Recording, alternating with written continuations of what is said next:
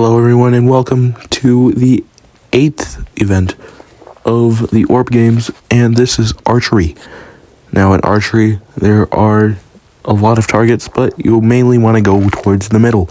Make sure not to go towards the edges like the Transparent Tyrants did, making sure to go for the middle but still hit some edges. If you go past the line, that's double points on all your hits. Fireball is not very well at avoiding the edges, getting all the negatives on the left side. All the final four on each side are negative numbers, which nullifies all of most of the Ice Cube's score. Team Radioactive up next. All four members heading out. 3 hit, and that's a 34, highest so far, currently winning. Pacers up next, taking a member from Transparent Tyrants, who ends up missing the entire thing. And that's a bullseye and all around it. 52 for the Pacers. That's currently winning.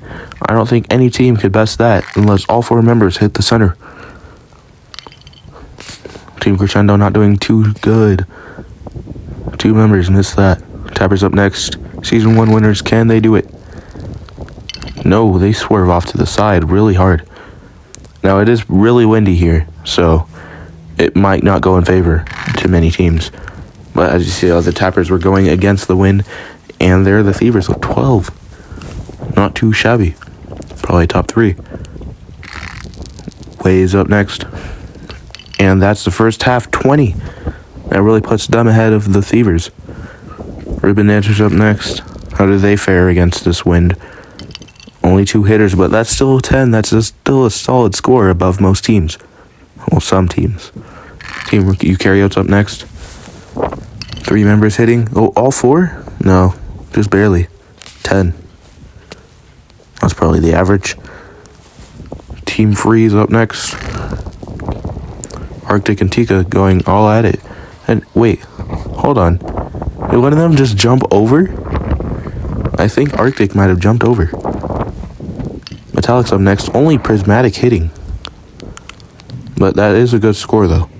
Shadow's up next.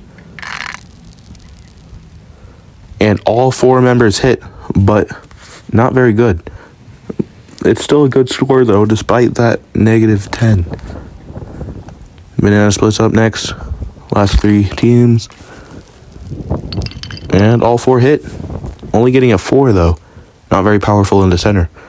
Lemon Slices coming in. And only 2 hit, but still 20. That's a solid score. Chloroplastics, last team up. Can they get the gold? Fighting against that type of win, no. 14 will not cut it. Now it's time for the tiebreakers. The Fireballs are up against the Banana Splits and Team Crescendo. Only having 1 member go for ooh, and that's the worst you can do. Man, Wizard is not doing so well out here. Nana gets a 10. And what does Pumpkin get? Pumpkin gets a 4. Just like the team got.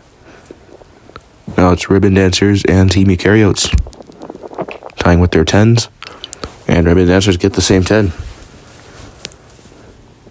Ribbon out with the 10. And what does Yuka get? A 0. Missing the entire thing. This gotta suck for Team Eukaryotes. Real letdown.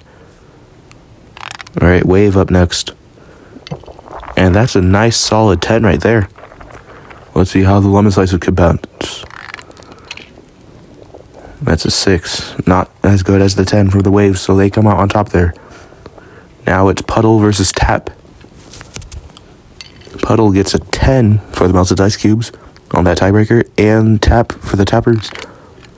What will they get? Oh, a -1. Not very good. Not very good. As you can see here are all the scores and the standings of this event. Team Freeze, the only one with a negative on the first go. Obviously at last.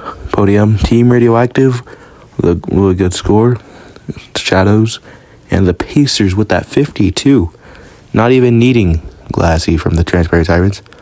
Not even needing them. Banana Splits still keep that lead though. Huge gap must be between them and Team Radioactive. Fireballs, Ribbon Dancers, and Team Eukaryotes must also be catching up really quickly, I'd assume. But I am assuming that it's also a pretty big gap between them. Now, I'll see you in the next event, Event 9, The Distance Drag. Now, this is D. Smith signing off.